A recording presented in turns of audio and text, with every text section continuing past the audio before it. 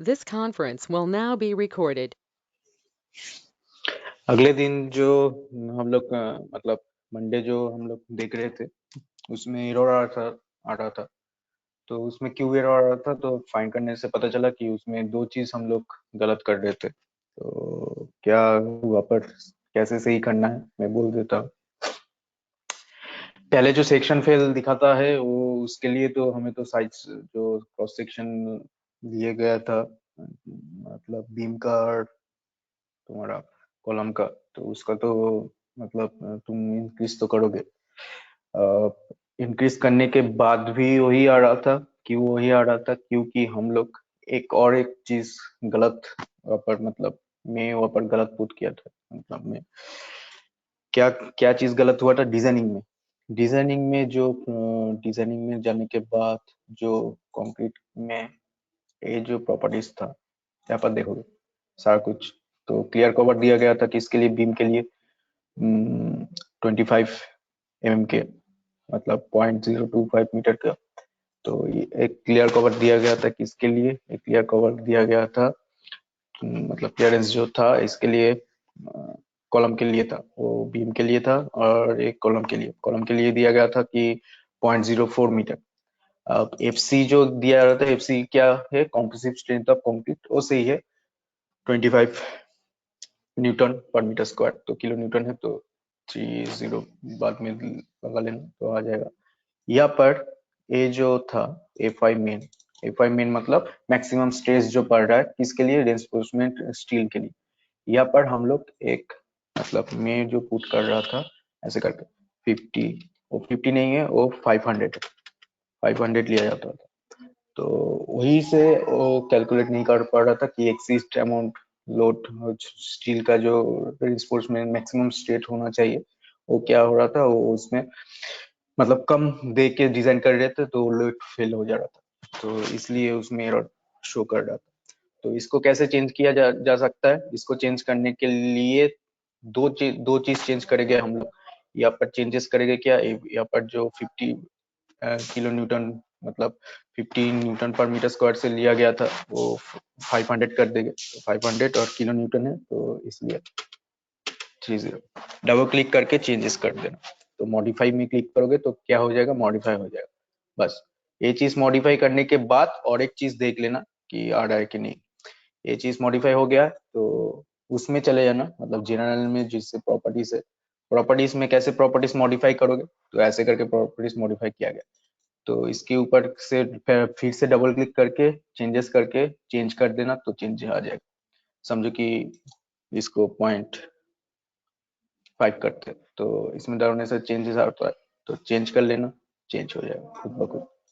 अब चेंज करने के बाद जब फिर से करेंगे यही चीज तो देखना कि आ जाएगा। जैसे कि समझो कि इसमें चेंजेस हो चुका है, डिजाइनिंग में ये वाला सेक्शन में चेंज किया गया है। कंक्रीट में नीचे में आ जाना, जहाँ पे स्टार्ट कंक्रीट डिजाइन है उसको ओपन करना। ओपन करोगे तो जो जो चीज डिजाइन किया गया है उसी में तो और जो जो चीज था सही था। A5 जो सेकेंडरी था, सेकेंडरी मतलब जो शेयर रेंफोर्समेंट के लिए बट स्टील मैक्सिमम स्ट्रेंथ, तो हम लोग लिए थे 1415 न्यूटन पर मीटर स्क्वायर। तो उसको चेंजेस करने का कोई जरूरत नहीं है। रेशियो लिए थे बीम के लिए 1.5 क्रॉस सेक्शनल जो maximum percentage of longitudinal reinforcement allowed रहता है वो मैक्सिमम रहता है 1.5 बीम के लिए और कॉलम के लिए रहता है 5%। और उसके बाद कमांड में जाने के बाद हम लोग क्या किए थे? डिजाइन बीम, डिजाइन कॉलम और टेक ऑफ किए थे। तो इसको करने के बाद, चेंजेस करने के बाद जब आप करोगे इसमें एनालिसिस,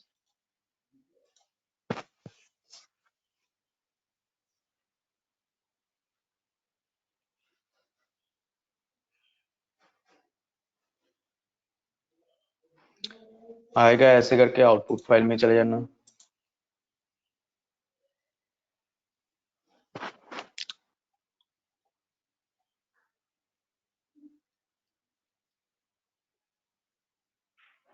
रिजल्ट देखना कंक्रीट डिजाइन जहाँ पे है। अब कंक्रीट डिजाइन में जहाँ पे है मतलब एक एक बार के लिए, एक एक बीम के लिए शो करेगा क्या क्या सेक्शन है हमारी सिक्योर के। Top section, top reinforcement, bottom reinforcement कितना होना चाहिए, ये सब यहाँ पर कैलकुलेशन किया गया है, कितना स्क्वायर एरिया से होगा। या तुम एक एक करके भी देख सकते हो, या तुम डायरेक्टली जो टेक ऑफ लिया गया था, मतलब मतलब उसमें जो टोटल कैलकुलेट हुआ था नीचे में रहेगा उसमें। तो देखना कि इसमें लिया गया टोटल वॉल्यूम ऑफ कंक्रीट, और जो जो डायमीटर का बीम, मतलब बार डाया लिया गया था, कितना एमएम का बार डाया लिया गया है डायमीटर से, तो वो यहाँ पर रहेगा, उसके लिए वेट रहेगा यहाँ पर, टोटल वेट कैलकुलेट करके वो कर लिया। और क्या कर सकते हैं हम लोग, और डायरेक्टली यहाँ पर चले जा सकते हैं, वही जो चीज अप्लाई कर रहे थे, डबल क्लिक करके यहाँ पर देखना कि और एक चीज आ गया है, कंक्रीट डिजाइन। अब कंक्रीट डिजाइन के अंदर हम लोग जाएंगे, तो उसके लिए जो डिजाइन करने से मतलब अपॉइंटमेंट लिए थे 500 वो दिखाएगा, 25 एफसी लिए थे, और हमारा जो स्टील का जो परसेंटेज है ऐसे करके आता है। और यहाँ पर बार का साइज क्या है, बार नंबर क्या है, 20 नंबर बार, मतलब एक बार का नंबर है 20, और इसमें बार साइज है 12। वही जो एक एक करके बार निकल गया था उसमें रिपोर्ट पेज में आ गया था। तो समझो कि किस कबाड़ में क्या लिखोगे, मतलब कौन से बार कौन से नंबरिंग से आता है, वो चीज देखने के लिए हम लोग कहाँ जाएंगे, वही मतलब जो स्केल और डायमेंशन से आता है। और उसके बाद देखना कि यहाँ पर बीम्स नंबर है, तो इसमें से अप्लाई कर दोगे तो अच्छा रहेगा। ऐसे किसके लिए कौन से बीम के लिए कौन सा बार है, तो ऐसे भी क्लिक करके भी देख सकते हो। कंक्रीट डिजाइन, तो इसके लिए क्रॉस सेक्शन कितना कितना रहेगा वो दिखाई दे रहा दिया गया है, और इसमें सारा कुछ डिटेल्स पुट किया गया, तो एक एक करके भी हम लोग क्या कर सकते हो उसमें पुट कर सकते हो। अब फिर से करना चाहते हो तो करके देखना, जो लिए गए थे मतलब उसमें जो था, दो चीज चेंज करो आ जाएगा। एक क्या है, एक यहाँ पर गलत चीज हम लोग पुट किए थे, यहाँ पर जो 500 अपॉइंटमेंट था, 500 था, वो 50 लिया गया था, उसको चेंजेस करो। और यहाँ पर सेक्शनल फेल दिखाएगा, तो फिर से वापस जनरल में जाने, जियोमेट्री में जाने के बाद, जियोमेट्री बोले जनरल में जाने के बाद प्रॉपर्टीज में ले लेना, ऐसे करके। तो मैंने ऐसे करके लिया क्रॉस सेक्शन, तो करके देखना कि आ जाना चाहिए। अब नहीं आएगा तो मुझे बोलना कि नहीं आ रहा है, फाइल को सेंड कर देना, मैं देख के बोल दूंगा तुम्हारे वहां पर क्या चीज गलत हुआ है।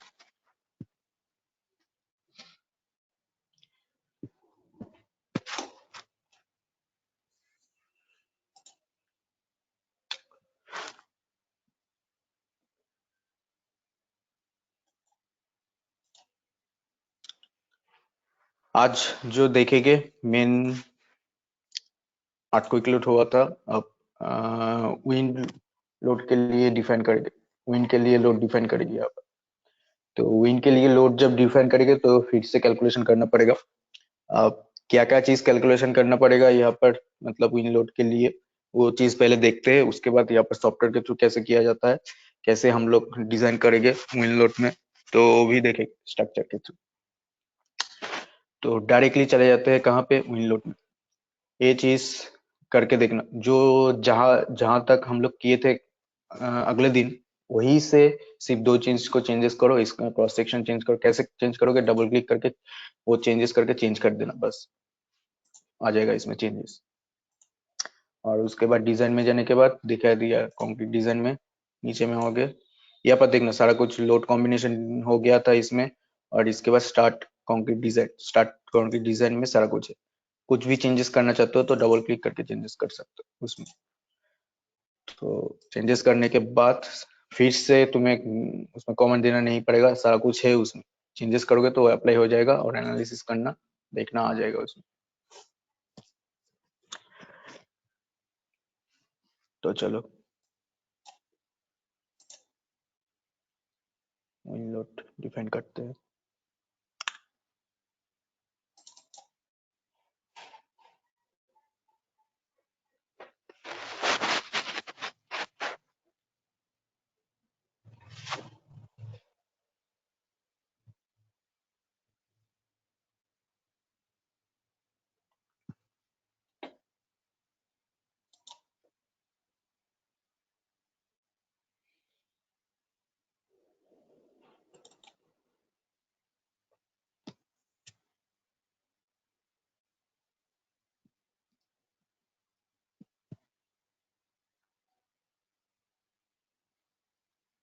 यहाँ पर है आईसी इंडियन कोड का 875 पार्ट 3 रिवाइज वर्जन है, तो इसको ओपन करोगे तो आ जाएगा।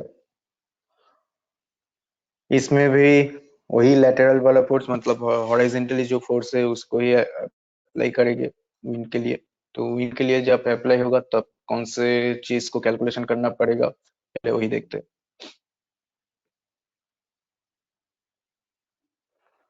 पार्ट 3 किसके लिए डिजाइन हो रहा है? विंड लोड के लिए।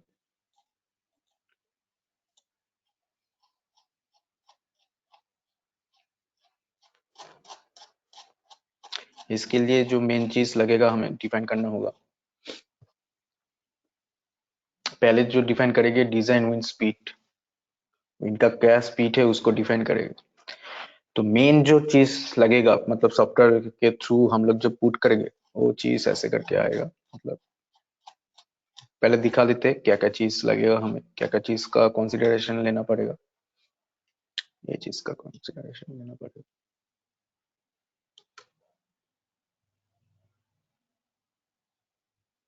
Design winds pressure, design winds pressure को पीडी करके पकड़ा जाता है। तो पीडी निकालने के लिए पीजेट लगेगा। पीजेट क्या है? पीजेट को भी डिजाइन विंड्स प्रेशर बोल सकते हो। मिनिमम हाइट में जेट एक हाइट है, तो उसके लिए एक कैलकुलेशन लगता है, मतलब P Z equals to something, वही coefficient something 0.6 into V Z square. अब वी जेड स्क्वायर कहाँ है, क्या है वो बोलते। तो पहले हम लोग क्या फाइंड करेंगे? पहले हम लोग फाइंड करेंगे यहाँ पर वी जेड क्या है, मतलब यहाँ पर प्रेशर जो पड़ रहा है, डिजाइन विंड्स प्रेशर, प्रेशर को हम पी जेड से बोलते हैं। जैसे कि देखो बोला गया क्या, the winds pressure at any height above mean ground level can be obtained by the following relationship between wind pressure and wind speed। ठीक है, अब विंड स्पीड क्या है बोला गया है, और विंड स्पीड क्या है, प्रेशर क्या है यहाँ पर बोला गया है। पीजेड क्या है? पीजेड यहाँ पर बोला गया है wind pressure at height Z in newton पर मीटर स्क्वायर। एंड वीजेड क्या है यहाँ पर? VZ design wind speed. अब डिजाइन स्पीड को यहाँ पर डिफाइन करना होगा प्रेशर निकलने के लिए। अब स्पीड कहाँ से आएगा? तो स्पीड कहाँ से कैलकुलेट करोगे उसके लिए भी डिफाइन किया गया। अब पीजेड और पीडी, मतलब the design wind pressure PD, यहाँ पर पीजेड को भी डिजाइन विंड प्रेशर का कहा जाता है। मतलब विंड्स, डिजाइन विंड प्रेशर नहीं, विंड प्रेशर, सिर्फ विंड प्रेशर कहला जाता है। तो at the height of Z, मतलब कितना हाइट है, कितना हाइट में तुम कैलकुलेट कर लो। समझो कि जो विंड हाइट है उसका, मतलब बिल्डिंग का जो हाइट है, एक एक लेवल में एक एक प्रेशर पड़ेगा, तो उसके लिए भी डिफरेंट डिफरेंट हाइट के लिए डिफरेंट डिफरेंट प्रेशर निकलना पड़ेगा यहाँ पर। तो ये बाद में आते हैं, पीडी का कैलकुलेशन बाद में आते हैं। पहले क्या क्या फाइंड आउट करना पड़ेगा? यहाँ पर विंड प्रेशर करना पड़ेगा at the level of any height. ठीक है, तो उसको कैलकुलेशन करने के लिए हमें क्या डिजाइन करना होगा? हमें यहाँ पर लगेगा क्या, डिजाइन विंड स्पीड, क्या स्पीड आ रहा है एक एक हाइट में, क्या स्पीड आ रहा है मीटर पर सेकेंड से। यही स्पीड का जो फॉर्मूला है, वही स्पीड का फॉर्मूला पहले हम लोग फाइंड आउट करेंगे, वीजेड जो बोला जाता है। तो वीजेड यहाँ पर आएगा कहाँ से? वीजेड आएगा वही हम लोग जो कैलकुलेशन कर रहे हैं, फास्ट जो कैलकुलेशन दिखाया गया था।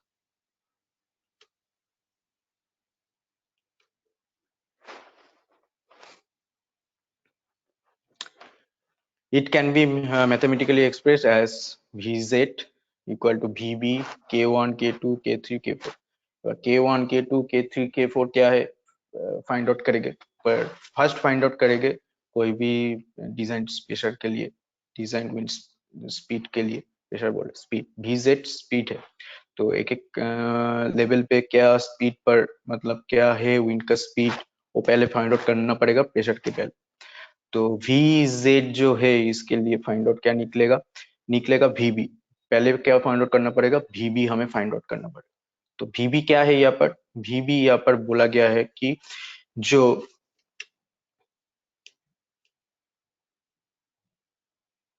यहाँ पर आ जाओ वीबी निकलने के लिए,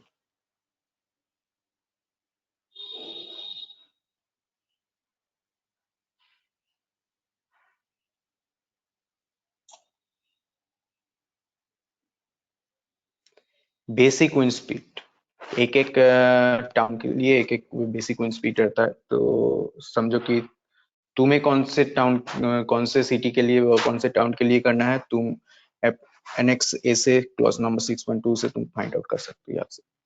समझो कि हम लोग करके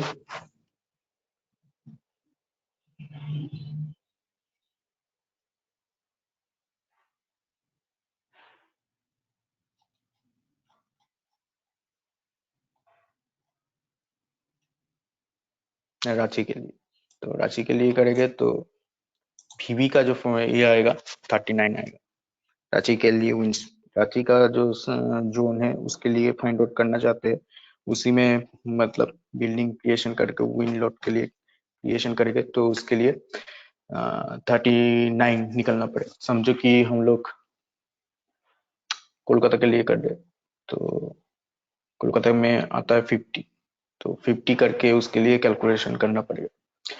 तो समझो क्या चीज है, पहले फिर से बोल देते हैं हमारे पास मतलब टारगेट क्या है। टारगेट यही है कि एक एक लेवल का जो प्रेशर पड़ रहा है वो निकलना पड़ेगा। तो प्रेशर के लिए एक फॉर्मूला दिया गया था कि बोला गया है कि बी जो है मतलब एफ जे,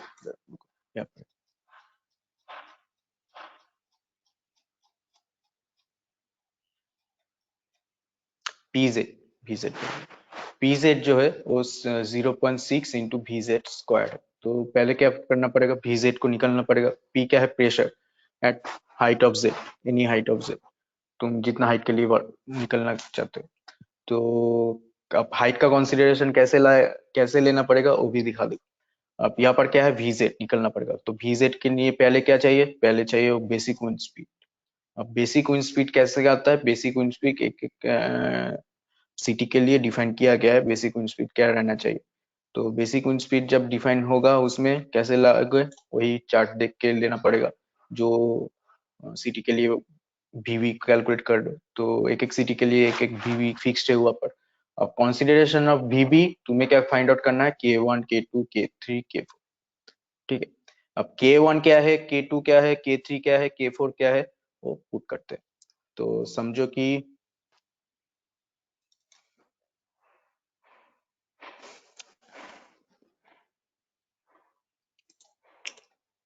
बिल्डिंग का और एक बात याद रखना कि जो ये है स्ट्रक्चर, जो हाइट है, हाइट का कैलकुलेशन लेना पड़ता है।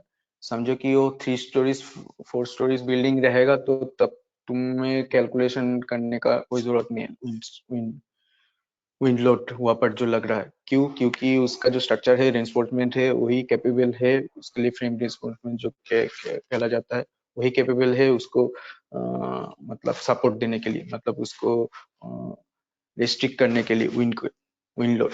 तो वही कैपेबल है उसको मतलब बिल्डिंग खुद ब खुद ही कैपेबल है उसमें विंड लोड को संभालने के लिए। पर उसके बाद जो आता है मतलब समझो कि 6 स्टोरीज 7 स्टोरी 10 20 स्टोरीज का जो बिल्डिंग आता है, उसके लिए हम लोग क्या करेंगे, उसके लिए हम लोग के लिए फाइंड आउट करना पड़ेगा। अब क्यों करना पड़ेगा, क्योंकि उसमें क्या पड़ रहा है, विंड का प्रेशर पड़ रहा है। तो विंड का प्रेशर के लिए हमें क्या फाइंड आउट करना पड़ेगा, विंड लोड फाइंड आउट करना पड़ेगा। तो विंड लोड कहाँ पे क्या पड़ रहा है उसको हम लोग क्या कैसे पुट करेंगे, सॉफ्टवेयर के थ्रू ही पुट करेंगे। तो सॉफ्टवेयर के थ्रू जो पुट करना है, क्या पुट करना है, वो कैलकुलेशन बोल देगा कि किसको हम लोग सॉफ्टवेयर के थ्रू पुट करेंगे, तो रिजल्ट निकल के वो खुद ब खुद दे देगा। तो पहले हमें क्या चाहिए इसमें, इसमें चाहिए कौन से सिटी के लिए हो रहा है। समझो कि हम लोग डिजाइन कर रहे हैं कोलकाता के लिए, तो कोलकाता के लिए जो है यहाँ पर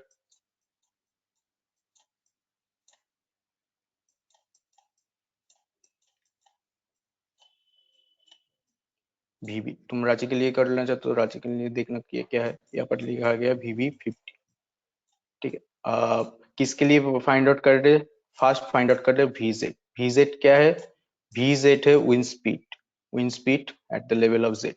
अब Z यहाँ पर कैसे निकलेगा, एक एक हाइट में कैसे आएगा वो बोल रहे, कौन से फैक्टर के लिए निकलना पड़ेगा। यहाँ पर क्या है VV, VV यहाँ पर क्या है, बेसिक विंड स्पीड जो कैलकुलेशन करना पड़ेगा, वो वही देख के एनेक्स जो सी दिया गया है उसमें सारा कुछ वैल्यू पुट किया गया है।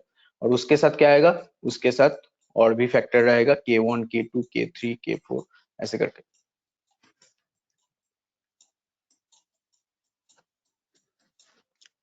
ठीक है। तो चलो इसको ऐसे नहीं करके इसमें पुट करते हैं।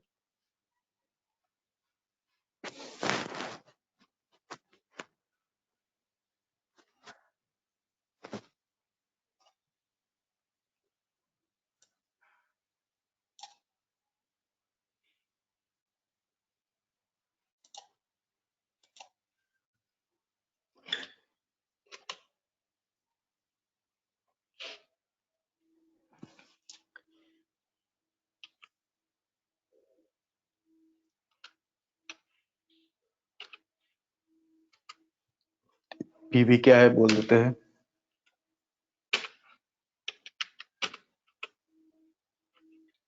बेसिक स्पीड,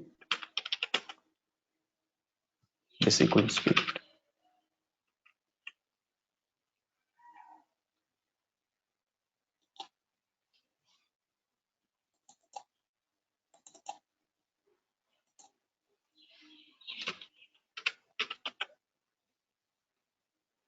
चलो एक वॉक करते हो जाएगा।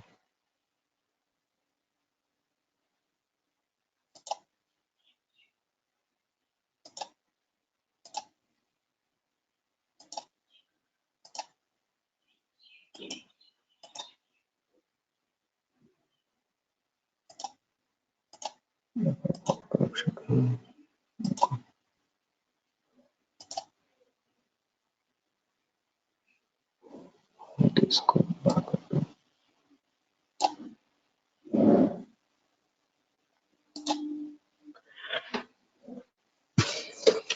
बीबी का वैल्यू क्या निकला है फॉर कोलकाता, हम लोग फाइंड आउट कर रहे हैं 50। ठीक है, इसके बाद हमें क्या निकलना पड़ेगा, VZ।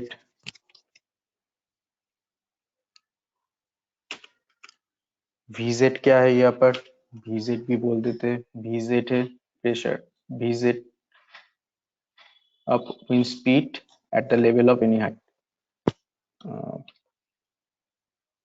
डिजाइन विंड स्पीड बोल रहे, DISIG, design wind speed. VZ निकलना पड़ेगा। अब VZ के लिए क्या फाइंड आउट करना पड़ेगा, एक एक के लिए हम लोग फाइंड आउट कर रहे हैं। VB निकल चुका है, K1 समझो कि K1, K2 का वैल्यू, K3 का वैल्यू और K4 का वैल्यू आप आते हैं इसमें। डिजाइन विंड स्पीड के लिए 50 तो आ चुका है, VB 50 आ चुका है। अब K1, K2, K3, K4 क्या आएगा वही देखते हैं। तो K1 क्या है पहले देखते हैं। K1, K1 यहाँ पर देखो बोला गया है प्रोबेबिलिटी फैक्टर, रिस्क कोफिशिएंट बोला जाता है। किसको देखने को बोला गया है, देखने को बोला गया है कि C6.31 पोर्शन को देखो। तो चले आओ यहाँ पर रिस्क कोफिशिएंट फैक्टर। तो figure 1 gives basic wind speed for terrain category 2 as capable of 10 meter above ground level basic based on यहाँ पर देखो बोला गया है 50 years मीन रिटर्न पीरियड। तो इसको फाइंड आउट करने के लिए हमें कहाँ जाना पड़ेगा, हमें जाना पड़ेगा इसके लिए, देखना पड़ेगा क्या चीज दिया गया है यहाँ पर। तो रिस्क कोफिशिएंट को फाइंड आउट करने के लिए different classes and different structure के लिए डिफरेंट विंड स्पीड जोन के लिए डिफरेंट डिफरेंट करके यहाँ पर कैलकुलेशन करना पड़ेगा, कहाँ पे क्या निकलना पड़ेगा। तो K1 फैक्टर का डिफरेंट डिफरेंट वैल्यू यहाँ पर पुट किया गया है।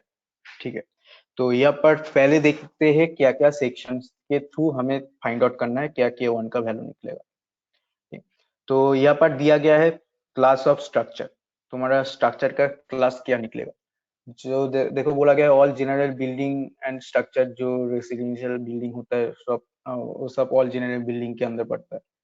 और तुम इस बिल्डिंग के लिए स्ट्रक्चर के लिए कितने मतलब mean probability design life of मतलब लाइफ ऑफ स्ट्रक्चर जो होता है वो 50 इयर्स के लिए बोला जाता है ऐसे करके। तो temporary shed structure such as those use during construction operation, मतलब जो टेम्पररी तुम बिल्ड कर रहे हो उसके लिए जब फाइंड आउट करना चाहते हो K1 फैक्टर, तो उसके लिए जो लाइफ ऑफ स्ट्रक्चर रहता है वो 5 इयर्स के लिए रहता है। ठीक है, अब देखो थर्ड नंबर कैटेगरी में क्या बोला गया है, building and structure pressure at a low degree of hazard to life and property in the event of failure such that isolated tower in wooded area. समझो कि कोई कैलेमिटी हो रहा है तो उसके लिए जो हम लोग बिल्डिंग फार्म बिल्डिंग क्रिएट करते हैं उसके लिए बोला गया। इम्पोर्टेंस बिल्डिंग के लिए structure such as hospital, community building, tower, power plant, उसके लिए 100 इयर्स का कैलकुलेशन किया जाता है ऐसे करके। तो हमारा जो बिल्डिंग है समझो कि रेसिडेंशियल बिल्डिंग है, रेसिडेंशियल बिल्डिंग के लिए समझो ऑल मतलब ऑल जनरल बिल्डिंग के लिए पुट करेंगे। तो हम लोग जो कंसिडरेशन में लेंगे वो क्लास ऑफ स्ट्रक्चर का कंसिडरेशन लगेगा कैसे, all general building and structure. और उसके लिए जो मतलब mean probability design life area structure है, मतलब जो ईआर कैलकुलेशन होगा 50, तो बोला गया तुम इसको सिलेक्ट करो तो ये खुद ब खुद ही वो कैलकुलेट करेगा उसमें। अब देखो क्या क्या करना पड़ेगा, अब देखना पड़ेगा हमारा जो जोन था, कोलकाता का जो जोन था वीबी, उसमें बेसिक विंड स्पीड क्या था जो हम लोग फाइंड आउट करे थे, किसके थ्रू फाइंड आउट करे थे, वही वाला जो निकला था यहाँ से, जो एनएक्स का जो स्ट्रक्चर देखे थे उसमें एक एक बेसिक विंड स्पीड के लिए था। या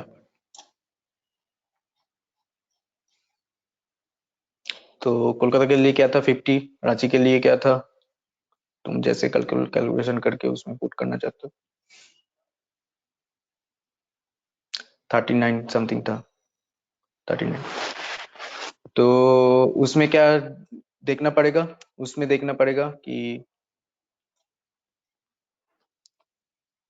50 यहाँ पर है, 39 यहाँ पर है, तो 39 रांची के लिए जो K1 का फैक्टर होगा 1, 50 के लिए भी 1, मतलब ऑल अदर्स बिल्डिंग के लिए सब फैक्टर यहाँ पर 1 करके लिया जाता है, 1 1।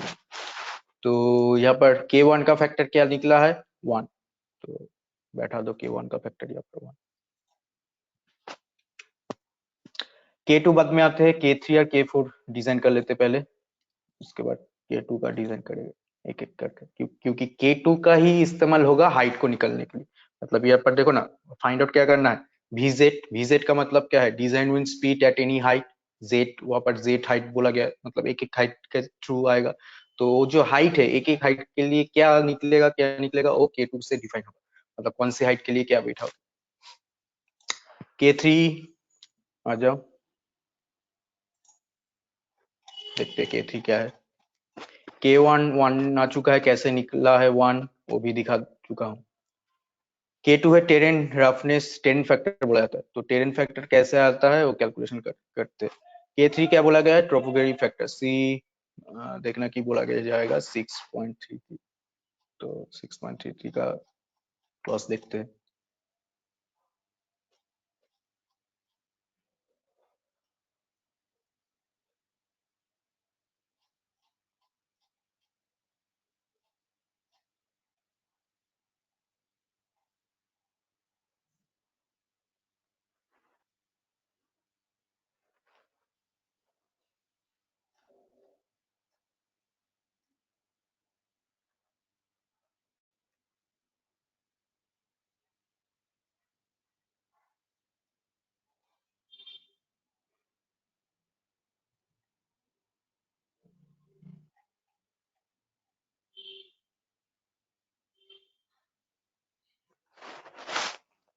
अब ट्रोपोग्राफी फैक्टर में, यहाँ पर ट्रोपोग्राफी फैक्टर मतलब थीटा से डिफाइन होता है, एक एंगल रहता है, मतलब स्लोप एंगल रहता है, मतलब तुम्हारा बिल्डिंग कितना एंगल से ग्राउंड लेवल में खड़ा है। आप समझो कि हिल एरिया के लिए नहीं कर रहे हो, सिर्फ मतलब कोई हिल एरिया में तुम्हारा बिल्डिंग नहीं है, तो उसके लिए थीटा का जो वैल्यू है, एंगल का जो वैल्यू है, वो क्या लिया जाता है, इस देखो बोला गया the effect of topography shall be significant at the site when the upwind slope theta is more than at the 3 degree. तो मोर देन 3 डिग्री होगा तो उसके लिए कैलकुलेशन करना पड़ेगा। और इस अपविंड स्लोप जब 3 डिग्री करके आता है, मतलब तुम्हारा जो विंडवर्ड डायरेक्शन के लिए जो पड़ रहा है, मतलब समझो कि ऐसे करके खड़ा है, तो विंड ऐसे करके पड़ रहा है 3 डिग्री से ज्यादा, तो ऐसे करके पड़ रहा है। तो उसके लिए क्या क्यों पड़ रहा है, क्योंकि वहां पर जो ग्राउंड लेवल है उसके लिए एंगल जो है वो थीटा जो है, थीटा क्या है, थीटा 3 डिग्री से ज्यादा है। क्यों, क्योंकि हिल एरिया है, तो उसके लिए अलग करके तुम्हें फाइंड आउट करना पड़ेगा। कहाँ से फाइंड आउट करते हैं उसके लिए बहुत सारा कैलकुलेशन दिखाया गया है यहाँ पर, नीचे जाओगे तो वहां पर बोला गया है कैसे आएगा, फाइंड आउट करना है। वहां पर भी फैक्टर दिया गया है, एक एक फैक्टर से एक एक को वैल्यू निकलने के बाद आएगा, देखते हैं।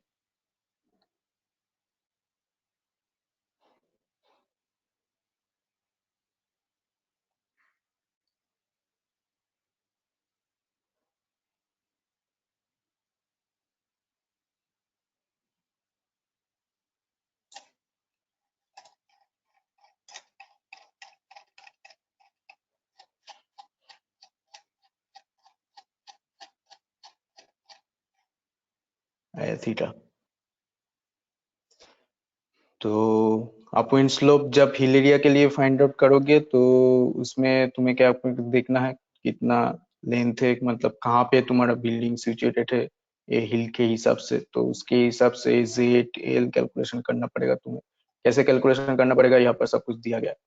मतलब कैसे फाइंड आउट करोगे, यहाँ पर tropical factor theta more than जब ये रहेगा, मतलब 3 डिग्री से 70 डिग्री मैक्सिमम हो सकता है, तो उसके लिए ये ऐसे करके k1 प्लस सी एस ऐसे करके लिया गया। तो सी का वैल्यू क्या निकलेगा, एस का वैल्यू क्या निकलेगा, ऐसे करके तुम वहां पर फाइंड आउट करोगे।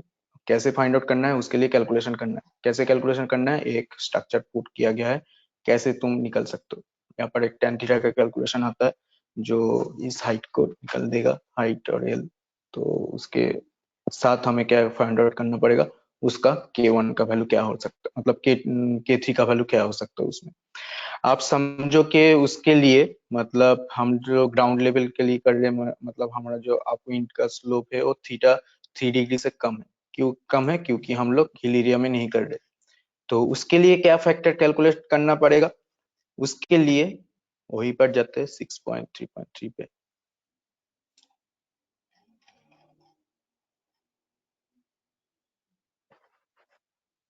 And below that the value k3 may be taken to be equal to 1। ठीक, जो मतलब 3 डिग्री से आप इनका स्ट्रक्चर जो ये होगा वो पर अप्लाई होगा, वो 3 डिग्री से कम होगा तो क्या होगा, वन वन लेग। अब हम लोग रांची कोलकाता ये सब जो है वो सब 3 डिग्री से कम करके ही लेते हैं यहाँ पर। तो हम लोग क्या करेंगे, 1 रख के यहाँ पर कैलकुलेट करने का कोशिश करेंगे। तो हमारे पास क्या है, नहीं तो वहाँ पर 3 डिग्री मतलब फिर से कैलकुलेशन करना पड़ेगा, मतलब फिर से वहाँ पर जाना पड़ेगा, उसको देख देख के तुम्हें फाइंड आउट करना पड़ेगा क्या है।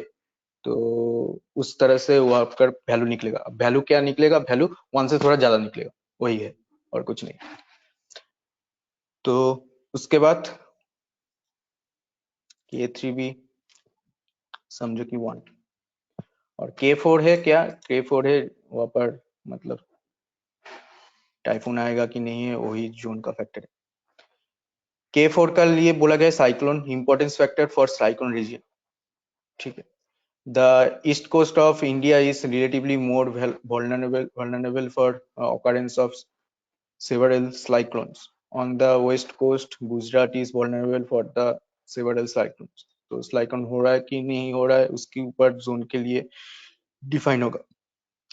ठीक है, तो उसके लिए क्या करना पड़ेगा, उसके लिए k4 का स्ट्रक्चर डिफाइन करना पड़ेगा साइक्लोन एरिया के लिए। आप समझो कि ऑल अदर स्ट्रक्चर के लिए हम लोग साइक्लोन का जो फैक्टर है कैलकुलेट मतलब उसमें ले रहे हैं, तो हम लोग 1 करके ले। इंडस्ट्रियल स्ट्रक्चर के लिए ले रहे तो 1.15 साइक्लोन फैक्टर जो आएगा उसमें। ठीक है, और जो structure of post cyclone importance for emergency service such as cyclone shelter, hospital, school, communication tower etcetera यहाँ पर पुट किया गया 1.30 से ऐसे करके। तो यहीं पर ऑल अदर स्ट्रक्चर मतलब रेसिडेंशियल बिल्डिंग ऑल अदर्स के अंदर ही आता है, तो 1 लेंगे।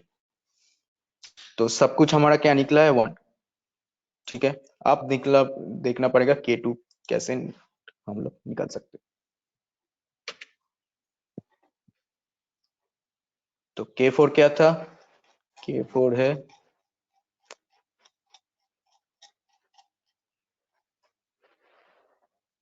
Importance factor for the cyclone region k4।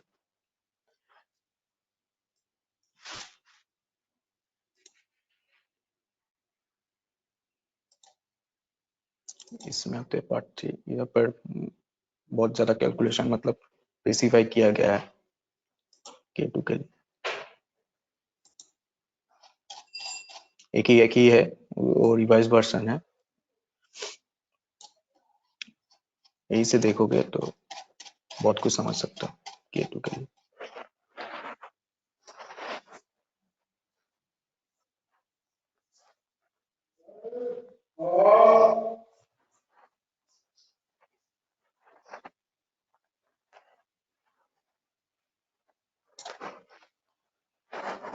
k2 factor to obtain design wind speed variation with height in different terrains for different class of building structure।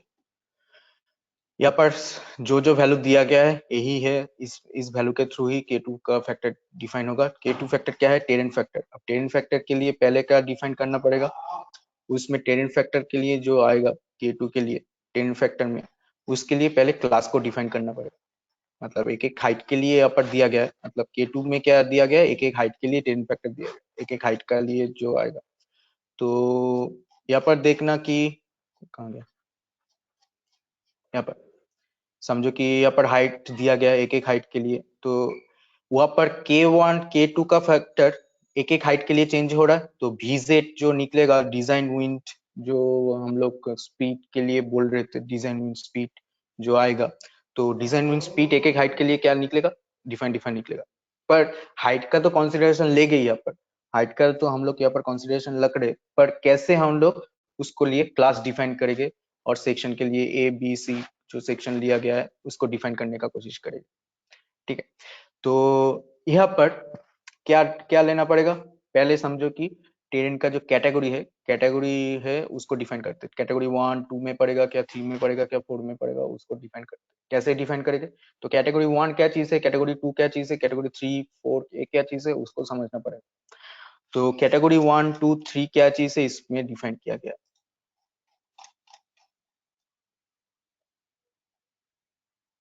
उसके ऊपर देखो कैटेगरी 1, कैटेगरी 1 क्या लिखा गया है? Category 1 exposed open terrain with few or no obstructions and in which the average height of any object surrounding the structure is less than 1.5 metre. तो category 1 क्या है? तुम्हारा जो सराउंडिंग का जो आसपास का जो स्ट्रक्चर, मतलब तुम जो जहाँ पे तुम बिल्डिंग क्रिएट कर रहे हो उसके आसपास में 1.5 मीटर में कोई कुछ नहीं है। तो उसके बाद तुम्हें क्या मिल रहा है? तुम्हें और एक स्ट्रक्चर मिल रहा है और एक बिल्डिंग मिल रहा है और एक ऑब्स्ट्रक्शन मिल रहा है, तो उसके सराउंडिंग में कितना रहेगा, कितना डिस्टेंस रहेगा, उसके लिए वो कैटेगरी डिफाइन किया जा रहा है। तो कैटेगरी 2 में देखेंगे कि क्या निकला है। कैटेगरी 2 में देखेंगे कि बिटवीन वो 1.5 और 10 मीटर, मतलब सिर्फ 1.5 से नहीं होता है, लेस देन मतलब उससे ज्यादा रहेगा, तो गैप उसमें मतलब सराउंडिंग का जो स्पेसेस है वो स्पेस 1.5 टू 10 मीटर रहेगा। कैटेगरी 3 के लिए डिफाइन किया गया है 10 से मतलब अबव, मतलब 10 मीटर ले रहे थे, 10 से ज्यादा ले गए। और कैटेगरी 4 में दिया गया है terrain with numerous large high closely spaced obstruction, मतलब वो 50 से भी ज्यादा लेते हैं उसमें। तो इतना कुछ कैटेगरी डिफाइन कर हम जो रेसिडेंशियल बिल्डिंग के लिए करते हैं वो समझो कि कैटेगरी 2 में पड़ रहा है, तो 1.5 से ज्यादा ले रहे हैं, समझो कि 1.5 से ज्यादा से 2 मीटर, मतलब 10 मीटर के अंदर जो ओपन एरिया होगा उसके बिल्डिंग स्ट्रक्चर के लिए। ठीक है, तो कैटेगरी 2 डिफाइन हो गया है। अब क्या डिफाइन करना है? क्लासेस डिफाइन करना है। अब क्लास कैसे डिफाइन करोगे? वहां पर क्या क्या क्लास दिया गया? तीनों क्लास दिया गया, ABC करके क्लास दिया गया। एक क्लासेस A B C, तो कैटेगरी 2 के अंदर से डिफाइन करोगे, क्योंकि वहां पर 1.5 से 10 मीटर सराउंडिंग स्पेसेस हम लोग ले रहे, समझो कि कंसिडरेशन, और उसके लिए 10 मीटर में क्या K2 निकलेगा, 15 मीटर में क्या निकलेगा, 20 मीटर में क्या निकलेगा, 30 मीटर में क्या निकलेगा, 50 मीटर में क्या निकलेगा, वो तो डिफाइन करना होगा यहाँ पर।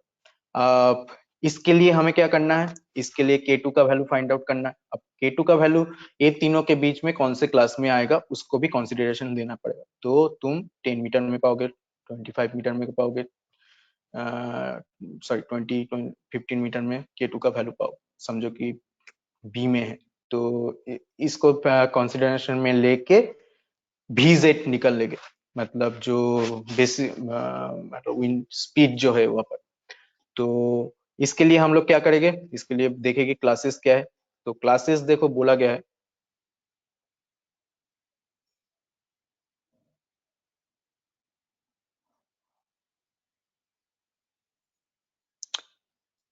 ग्रेटेस्ट, इसको पढ़ोगे तो समझ में आएगा। ग्रेटेस्ट हॉरिजॉन्टल और वर्टिकल डायमेंशन, ग्रेटेस्ट हॉरिजॉन्टल और vertical dimension less than 20 metre रहेगा, क्लास ए में पड़ेगा। अब greatest horizontal and vertical dimension तुम्हारा 20 to 50 में आएगा तो क्लास बी में पड़ेगा। तो ग्रेटेस्ट डायमेंशन कौन से है, कैसे पता चलेगा क्या ग्रेटेस्ट है, और हॉरिजॉन्टल में क्या डायमेंशन है, वर्टिकल में क्या डायमेंशन है, वो कैसे फाइंड आउट करें। तो उसके लिए क्या क्या देखना पड़ेगा, प्लान देखना पड़ेगा।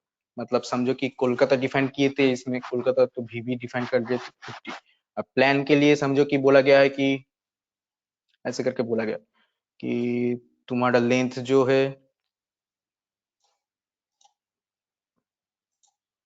समझो कि हम लोग लेंथ डिफाइन कर रहे थे समझो कि 36 ही 36, समझो कैसे करके बोल रहे, लेंथ 36 और विंग विथ जो है उसके लिए बैठ रहा है 29, ऐसे करके ले रहे हैं।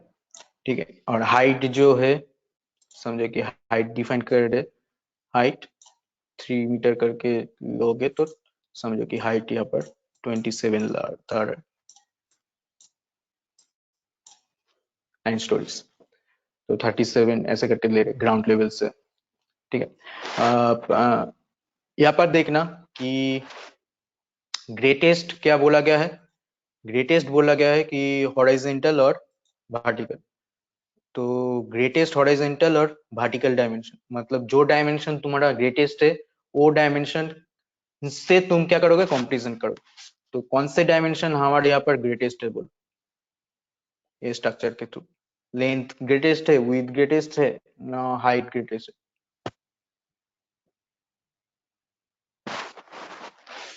वर्टिकली, वर्टिकली कौन से करके आ रहा है, वर्टिकली आ रहा है हाइट से। वर्टिकली जो डायमेंशन है वो हाइट के थ्रू बोला जाता है। और जो लेंथ और विथ यहाँ पर डिफाइन हो रहा है सिंपल स्ट्रक्चर के लिए, तुम जो लेंथ और विथ डिफाइन करोगे होल होल स्ट्रक्चर में, तो लेंथ और विथ के लिए क्या बैठेगा, ये दो डायमेंशन क्या है, लेंथ के लिए 36 और विथ के लिए 29, ए क्या है, ए वर्टिकल डायमेंशन, वर्टिकल।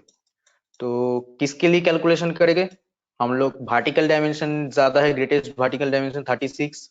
आप देखेंगे 36 का कॉम्पिटिशन कौन से क्लास में पड़ता है, तो 36 का कॉम्पिटिशन क्लास में, क्लास के अंदर पड़ता है बिटवीन 20 टू 50 मीटर्स। तो बिटवीन 20 टू 50 मीटर्स के लिए हम लोग क्या करेंगे, बिटवीन 20 टू 50 मीटर्स के लिए क्लास बी फाइंड आउट करेंगे। तो क्लास बी फाइंड आउट करने से हमें क्या पता चलता है, क्लास बी फाइंड आउट करने से हमें पता चलता है कि हम लोग जो कॉन्सिडरेशन में लेंगे वैल्यू, वो कॉन्सिडरेशन में क्या लेंगे, कॉन्सिडरेशन में लेंगे बी का स्ट्रक्चर। तो बी का स्ट्रक्चर के लिए क्या लेंगे, 10 मीटर में K2 का वैल्यू क्या पड़ेगा, 9.0.98। 15 मीटर के लिए क्या पर बैठेगा 1.02 ऐसे करके। आप देखो हमारा हाइट क्या है, 27 तक निकलना पड़ेगा, पर यहाँ पर देखो 30 करके बोला गया। तो 27 में क्या पड़ रहा है, 27 का जो हाइट है, मतलब उसके लिए भी तुम्हें क्या फाइंड आउट करना पड़ेगा, K2 फाइंड आउट करना पड़ेगा। वो कैसे फाइंड आउट करते हैं, कंपटीशन में फाइंड आउट करते हैं, कैसे किया जाता है बोल देते हैं। तो टेरेंट जो क्लास है, टेरेंट कैटेगरी क्या है, टेरेंट कैटेगरी सराउंडिंग स्पेस है।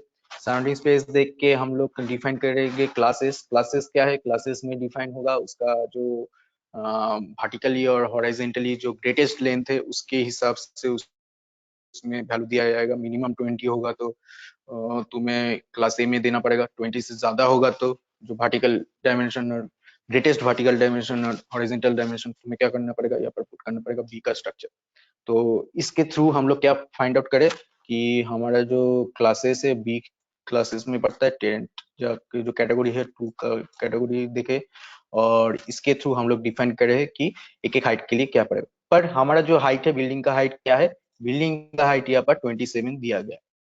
अब 27 यहाँ पर दिया गया है तो हमारे यहाँ पर जो कैलकुलेशन यहाँ पर पुट किया गया है वहाँ पर 30 का कैलकुलेशन किया गया है, 30 और 20।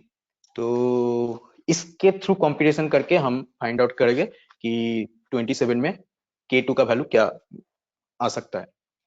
तो एक एक हाइट के लिए क्या बिटेगा, एक एक VZ का वैल्यू निकलेगा यहाँ से। एक एक हाइट के लिए जो VZ डिजाइन विंड स्पीड है एक एक निकलेगा। ठीक है, तो एक एक K2 का वैल्यू पुट करेंगे, उसके बाद डिजाइन विंड स्पीड पुट करेंगे। तो पहले यहाँ पर पुट करते जो जो वैल्यू है, यहाँ पर समझो कि हाइट देते हैं,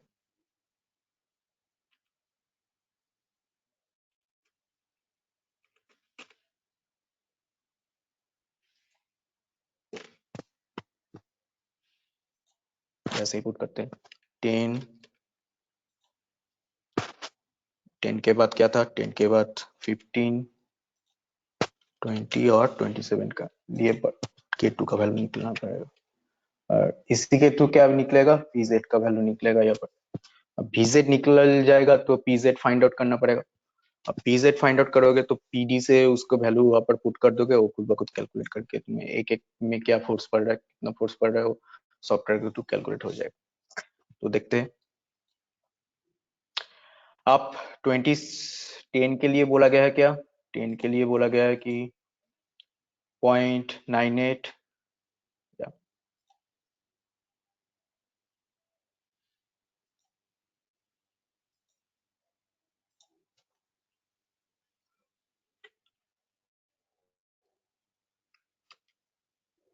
1.02, 1.05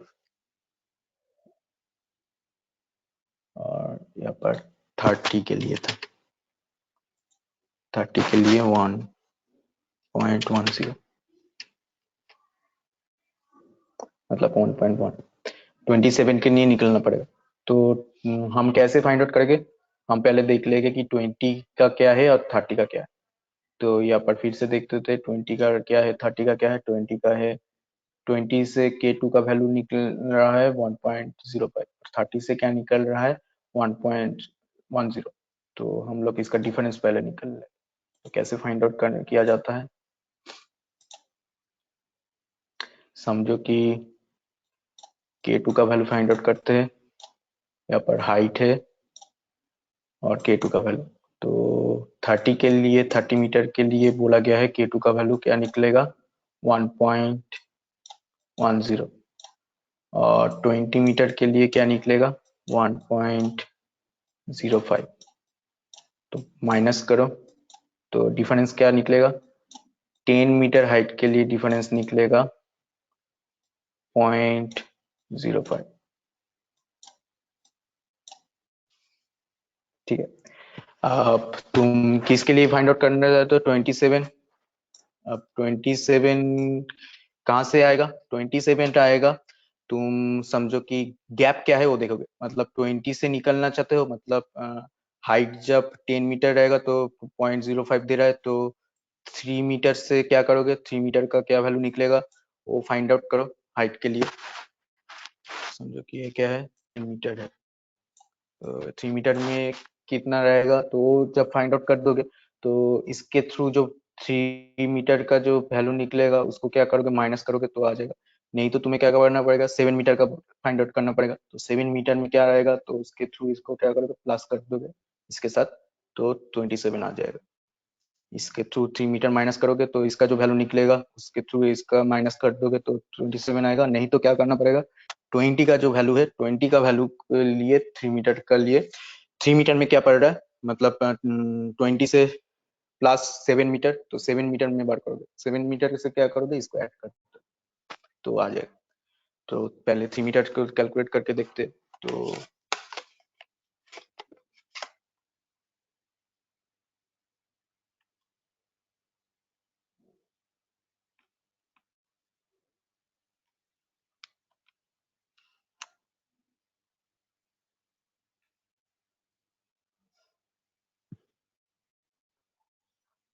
तो 3 मीटर में क्या पड़ रहा है बोलो, K2 का वैल्यू, सिंपल बात है, 10 मीटर में पड़ रहा है 0.05, डिवाइड करोगे 10 इंटू 3 मीटर कर दोगे, 3 मीटर में क्या आ रहा है,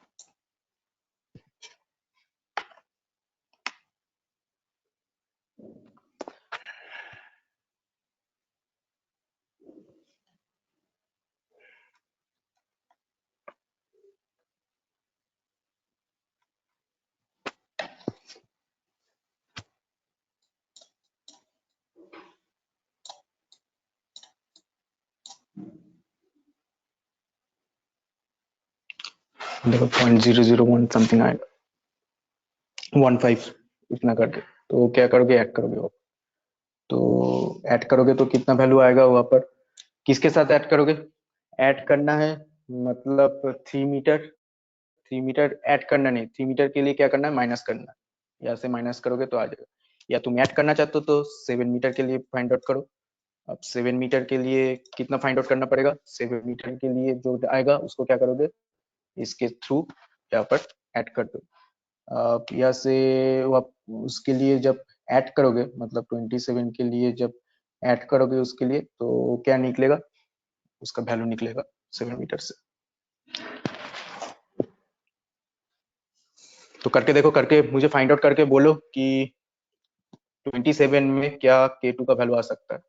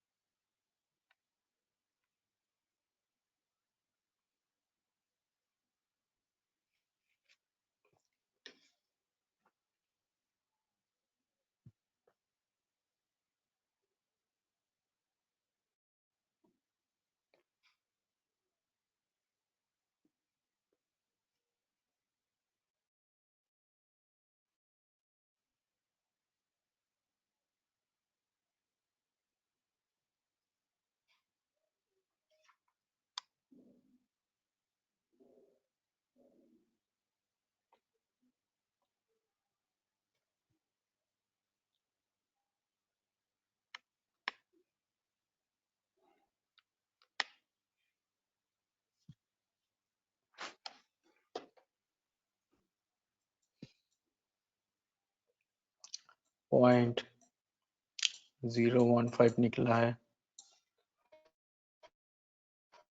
किसके साथ माइनस करूं, एक इसके लिए निकला है, 3 मीटर के लिए निकला है, तो माइनस किसके लिए करूं, 30 से माइनस 3 मीटर करूंगा तो क्या निकलेगा 27।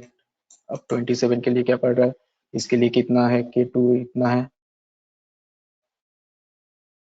तो इसके साथ क्या माइनस करना पड़ेगा, एक प्रोपोर्शन माइनस करना पड़ेगा, मतलब क्या निकलेगा, उसके लिए निकलेगा 1.085 समथिंग निकलेगा।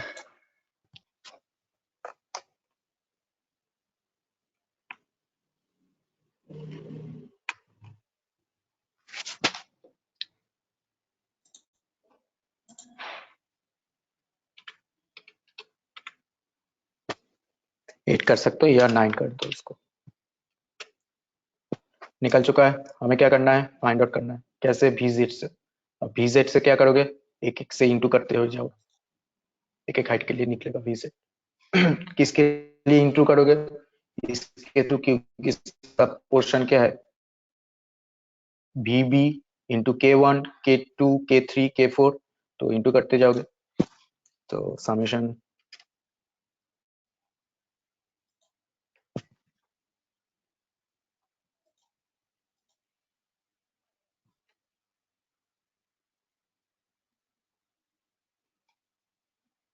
सब तो 1 1 1 करके रहेगा, तो इसको इंटू करो, इसको और इंटू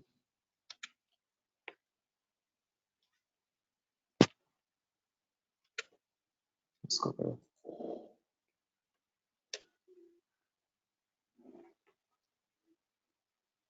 क्या वैल्यू नहीं दिख रहा है, इसको एरर आ रहा है।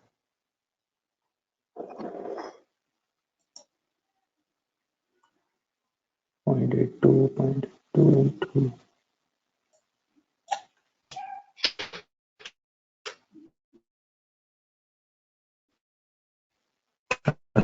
रुको देखते हैं,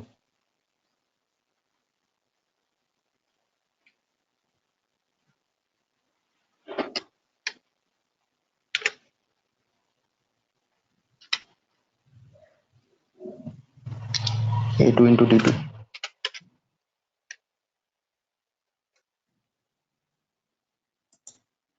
function multiply parameter 1 expect number value बाट कोलकाता, तो इसमें नहीं ले रहा है क्योंकि कोलकाता लिखा हुआ है इसलिए। तो कोलकाता के लिए भी निकल रहे थे 50।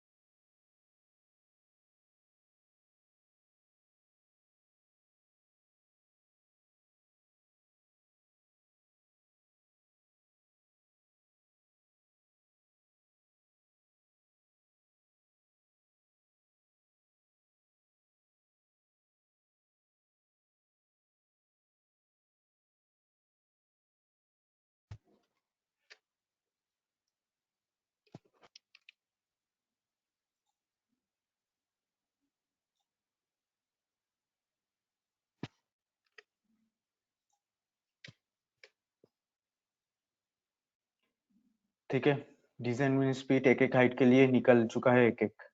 तो इसके थ्रू हम लोग क्या करेंगे, पीजेड का फॉर्मूला फाइंड आउट करेंगे। तो पीजेड के लिए क्या निकालना पड़ेगा, पीजेड के लिए अब भीजेड निकल चुका है। तो हम लोग बोले थे पीजेड का फॉर्मूला क्या है, ऐसे करके आएगा। तो इसमें चले जाते हैं।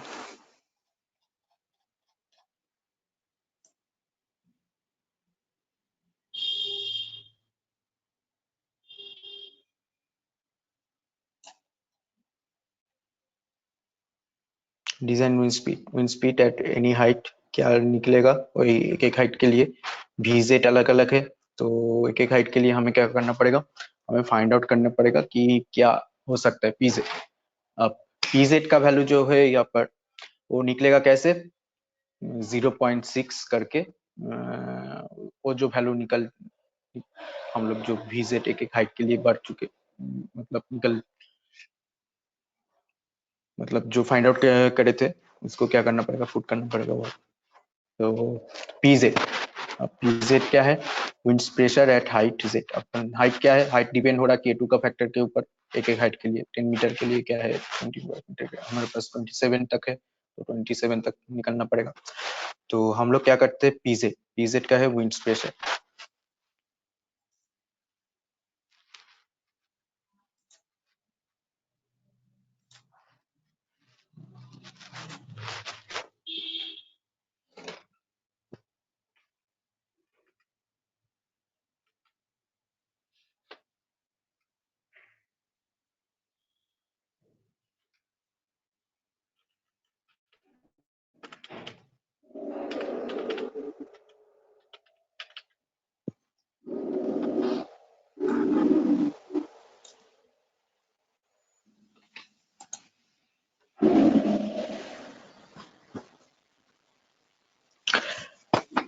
फॉर्मूला क्या है, फॉर्मूला है 0.06 इंटू, क्या करूं उसके लिए, क्या जो स्क्वायर है उसमें स्क्वायर को पुट करूं, किसका स्क्वायर, K2 का स्क्वायर, मतलब जो हम लोग VZ है, तो 0.6 इंटू VZ। तो इसको यहाँ पर ही लिख देता हूं। कैसे निकलेगा,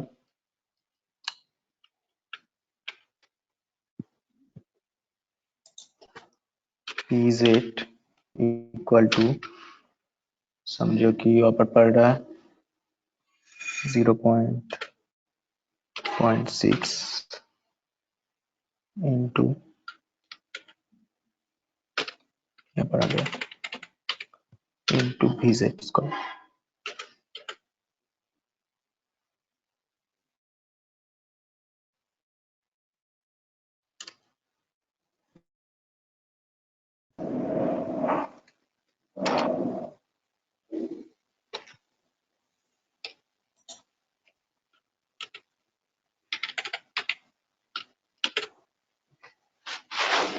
अब ए क्या है? ए मतलब पीजेड जो है न्यूटन पर मीटर स्क्वायर से आएगा। तो एक एक करके फाइंड आउट करके बोलो जो भीजेड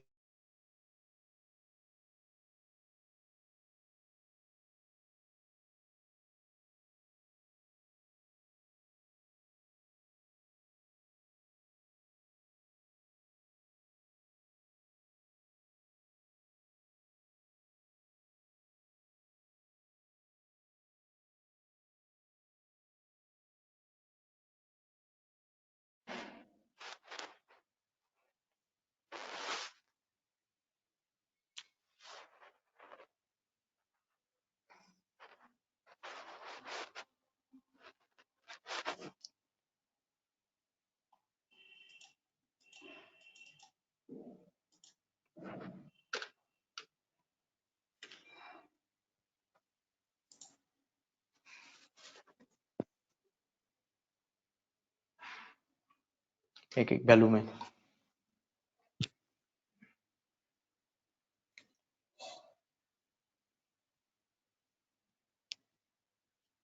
पहले बोलो 10 मीटर हाइट के लिए क्या निकल निकल रहा है?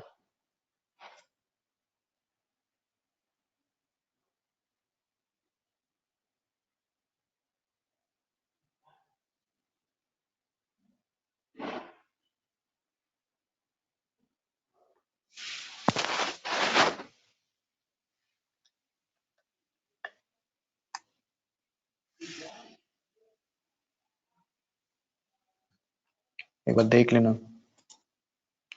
0.6 बीजेड स्क्वायर। बीजेड कहाँ पे है? बीजेड यहाँ पर फाइंड आउट कर चुका हूँ, यहाँ पर एक एक से। बीजेड कैसे? एक एक हाइट के लिए इंटू कर चुका हूँ 50 से। तो इसको क्या लो, इसको स्क्वायर करके 0.6 से इंटू कर दो। 49 इंटू 0.6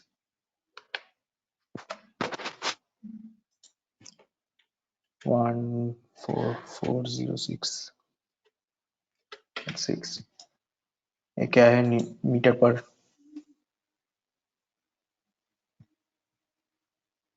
तुम किलोमीटर करोगे तो क्या निकलेगा? 1.4 समथिंग।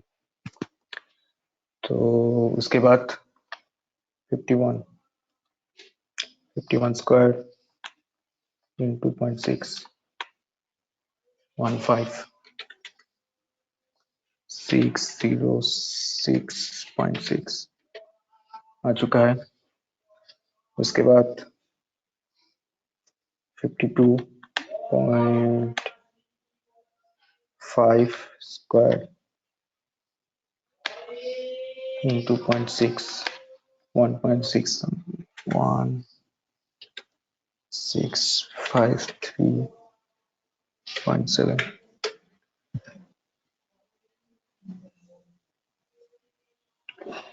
उसके बाद 27 तक ही करना है, 30 तक नहीं करना है। 30 उस कैलकुलेशन के लिए फाइंड आउट कर चुके थे। तो 27 में क्या निकल रहा है? 54.5 स्क्वायर इंटू 0.6 1782.15।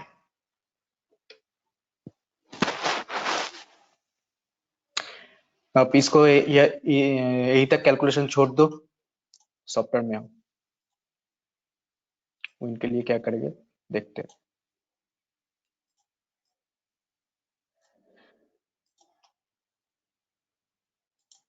फाइल न्यू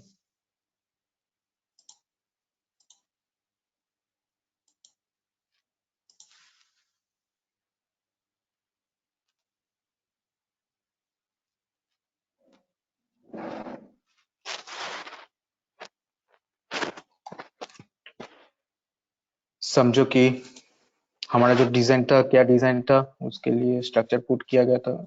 इसमें लेंथ कितना फाइंड आउट किए थे, समझो कि जाते हैं ज्योमेट्री में।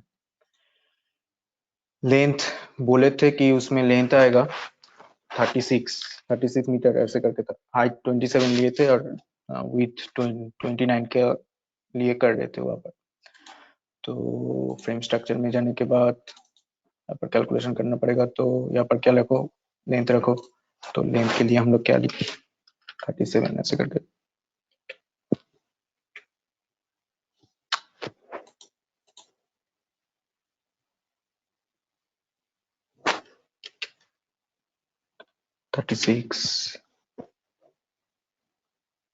जितना है रहने दो, बाद में देखते हैं। 27 9 करके 3 मीटर